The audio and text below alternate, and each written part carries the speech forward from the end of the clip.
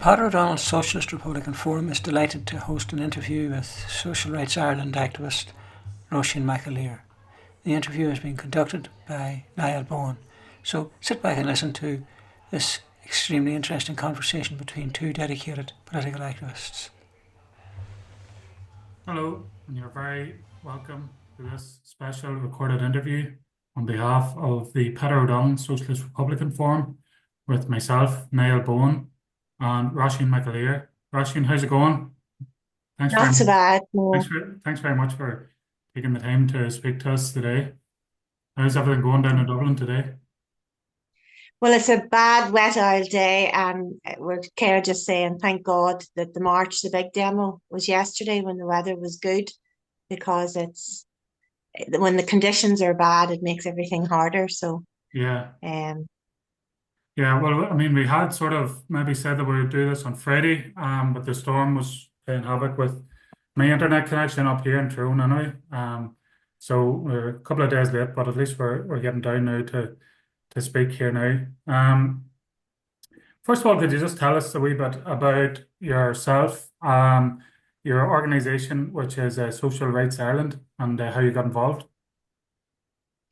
so I'm originally from Cookstown in Tyrone, and I moved down to Dublin, and my experience of living down here, I suppose, highlighted an awful lot of, I nearly think, more pronounced, the social injustices. You see them everywhere: homelessness, people on the streets.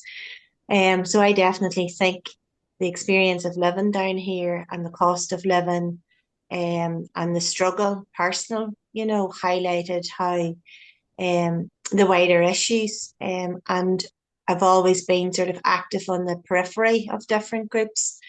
But whenever a few people around us in the local area, started to connect and see if we could do anything together, it was kind of born out of that, the close proximity of being beside people who cared about the same things as I did. So Social Rights Ireland was born in August 2023, and it's not a huge organisation. We don't have a lot of people, but we have a lot of energy, and we have a lot of, commitment inside the very small, really couple of people who are at the heart of things. And I think that's a really important message for anybody who feels like, oh, well, you need to be part of a big, huge group. You can be part of a big, huge group and achieve nothing or have no message. For us, it doesn't matter how small we are. We're not, when we organise a protest, it's not about numbers. It's about the authentic message and standing over our allegiance to the working class. So wherever we go, we mightn't have crowds or followers. We're not looking followers. We're really looking to project a message that I think in this country is missing for far too long. Yeah, and in terms of what you're seeing on the ground, how much of a divide is growing between the working class people who are struggling daily in Dublin and what is reflected in the Dáil with after the recent elections? How much of a divide has opened up between the ordinary working people on the ground and the government in Dublin? Huge. I just think the disconnect is shocking. And I think Palestine, the movement for Palestine, has opened up people's eyes who mightn't have been as conscious of the divide. When we talk about these cliches, the haves and have-nots, the rich, the poor, and this, ill-divided world, people are starting to realize it's not just an ill-divided world, it's the creation of the capitalist system that has manufactured these conditions, to normalize cruelty. And then at the very other end of the extreme, you have a live stream genocide. So I think that there wasn't, and there isn't enough actually, class consciousness. But what is actually a terrible beauty in the last 14 months is the realization that people are going, those people inside that institution actually don't represent us. And why do they not represent us? Because actually they don't really have the power. The power is coming from elsewhere and they're just puppets. But I think groups, grassroots organisations that are class focused can take some credit for actually, because if the message it continues to be, and there are important messages like enact the Occupied Territories Bill is the latest message. But if the message continues to appeal to a system that's never going to actually benefit the working class or create any material difference to the people of Palestine, and you don't have some alternative message, well, then you're kind of allowing a very important revolutionary movement to go down a different path. So I feel our job is that, it's about maintaining the links, what's happening here on the ground amongst ordinary working class people, to get them to see that what's happening in Palestine, it's all connected.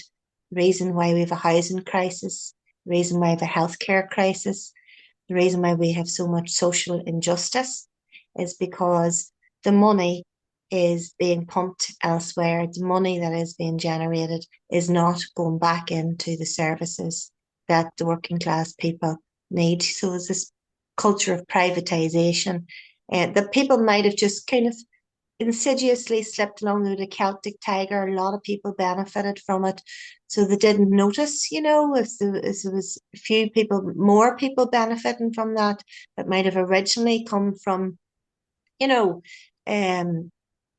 the lower working class group. I think they didn't realise that not everybody benefits from these, fake statistics around the success of the economy. Yeah, and I suppose anecdotally, what I've noticed here in Tyrone in particular, where we've been attending rallies for Palestine now for years, and you would have noticed people, ordinary people, coming and stand on the sidelines.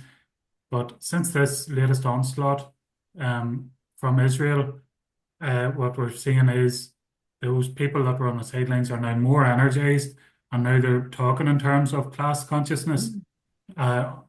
And analysing the Israeli onslaught in those terms. Have you noticed that in Dublin yourself? Definitely. Oh, definitely. It's huge. And I think one of the big eye openers for an awful lot of people was when they analysed the different response to Palestine that was in Dublin with regards, or in the south anyway, with regards to Ukraine. Whenever Ukraine happened, you had all of the Ukrainian flags flanked everywhere in our schools, on the streets, in shop windows, public offices. And then they questioned, look at what's happening in Palestine. How come the state response isn't the same? So I think that was the first kind of, dawning where there's something not right here. And you can definitely see that Palestine has triggered working class people much more, and I think it has rattled, those who would associate or be connected to the ruling class inside the Dáil, people with the power, the big corporations, people again who are benefiting from the economic and political ties with US imperialism. Yeah, absolutely.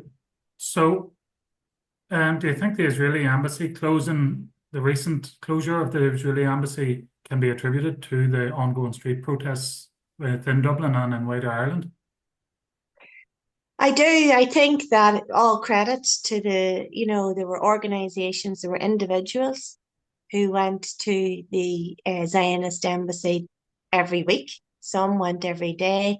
And I do think that pressure and applied, a lot of uncomfortableness around, Dala Eric. She was clearly rattled, when she would get attention on mainstream media. She did refer to this, constant presence there. So I do think to a degree it put pressure, but just because, she's not literally there, if she was ever literally there in the first place, doesn't mean that the economic, political, cultural, and even like academic ties have gone away. They're very, very strong. So I think symbolically it was important to show the world as well the potential, the power of people to put pressure on and to be visible, and to be consistent. I think, yes, that was important, but we shouldn't rest on our laurels and go, she's gone. Somebody can be physically gone from a situation, but I mean, the presence of the Zionist lobby remains very, very powerful, even though you don't see it. It's insidious, especially in Dublin. Yeah, absolutely. It's seen, suppose, throughout the whole island and throughout the whole world as well. We've also, do you think that the protest has put any pressure on the political class? I know we see politicians speaking out of both sides of their mouth about the rights of the Palestinians, and they don't seem to want to get in too much trouble with the establishment. Do you think the protests have affected anything within the main political class in Dublin and in wider Ireland?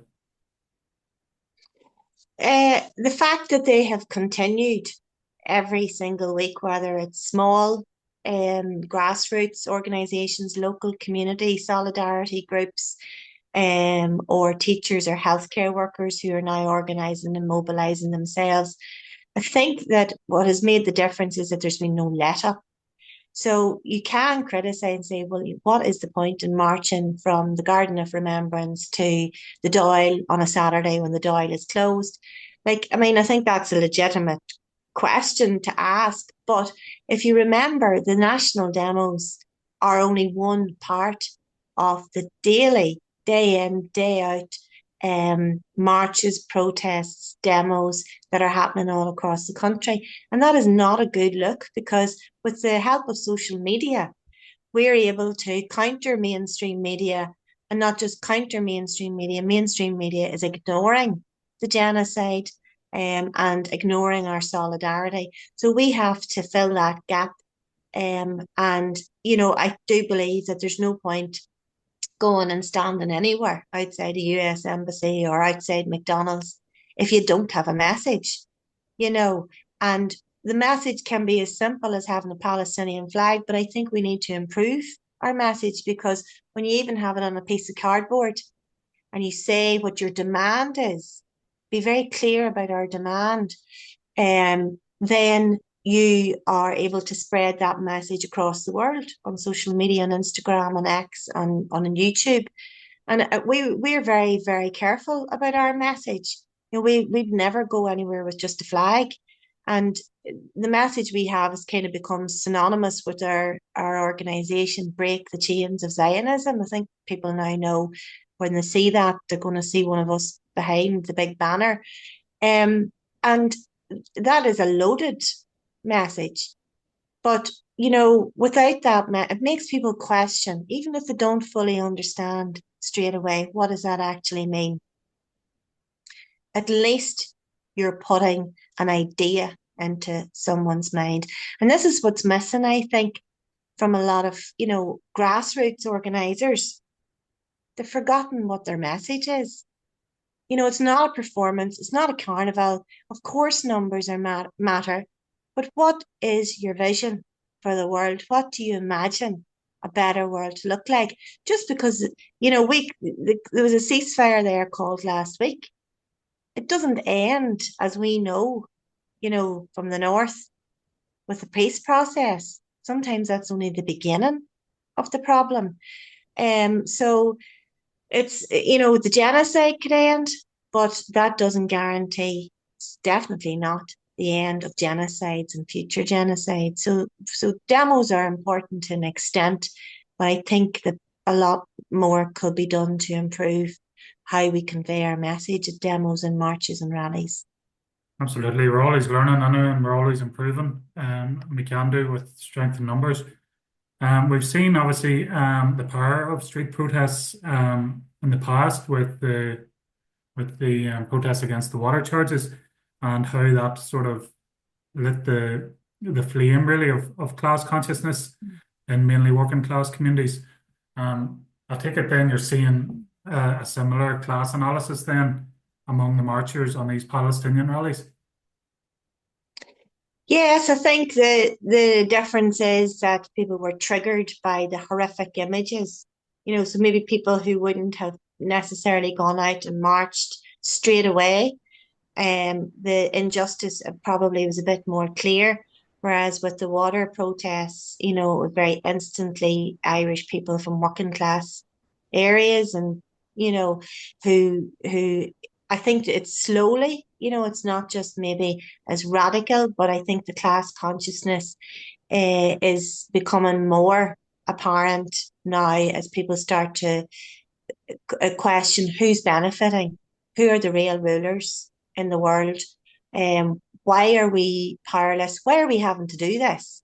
There's live stream genocide, and then having to face the question of like the real reason is there's a them and there's an us. There's a ruling class and there's a working class, and you look on the streets and you're not going to see anybody from the ruling class. Now, some of them can pay lip service, to what they intend to do or to show kind of some kind of sympathy, but it doesn't materialize as anything that's going to make a difference to anybody's life. So I think it's been slower, Niall, to be honest, the Palestinian, the class consciousness. But it's definitely there. Whether it's there subliminally and we don't actually use these words about class. I don't think you see a lot of groups aren't referring to ruling class, elite, capitalism. Those very important words are missing, but I think there's a growing acceptance to realize that the system is wrong. Oh, what is the system? The system is a capitalist neoliberal system, and having to acknowledge and confront these words where some people who mightn't have got involved in the water protests are now realizing, um, they should have. They should Yeah, have. yeah, absolutely. Well, look, Róisín, thank you very much for taking the time to speak with me today. Do you want to let us know if there's any upcoming events that you're taking part in organising in Dublin and wider afield? Well, every Thursday we're at the US Embassy, and we're there between 11 and 1 o'clock. And again, that maintaining that presence is very, very important. And it's always good to have people to come along and support for solidarity, if nothing else. And we always try to make sure we have some kind of a message. We'll do a video with an update of what's happening currently.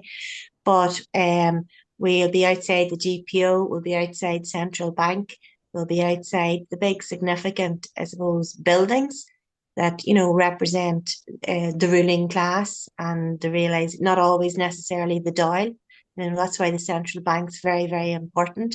A reminder of who actually is at the very top, controlling those who are perceived to be in power inside the Dáil, who we regard as Zionist puppets, really. Yeah. So US embassies, a dead cert every Thursday. With Irish classes, with a James Connolly reading circle as well. Oh, There's not a day goes by that we're not doing something now. So that's I brilliant. urge everybody else to be like that. Yeah, To make activism part of your life. that's fantastic. And how can people get in touch with you or get involved? Have you got a social media page? We have, so we're Social Rights Ireland on X, and we're Social Rights Ireland on Instagram, but we're Constance Markovich on Facebook. So you can DM or you can email us, and we're not very professional. Oh, We're very relatable, just yes. very ordinary people. So Well, that's what we want, and everyone's welcome. yeah, and that's where revolutionaries are born from, ordinary working people, isn't that right? Yeah, definitely. Well, look, thank you very much, and I'll get speaking to you soon. And it's great to have a fellow Tyrone person down there flying the flag and organising in Dublin. Thank you very much. Proud to, yeah. Seriously done Palestine. Thank you very much.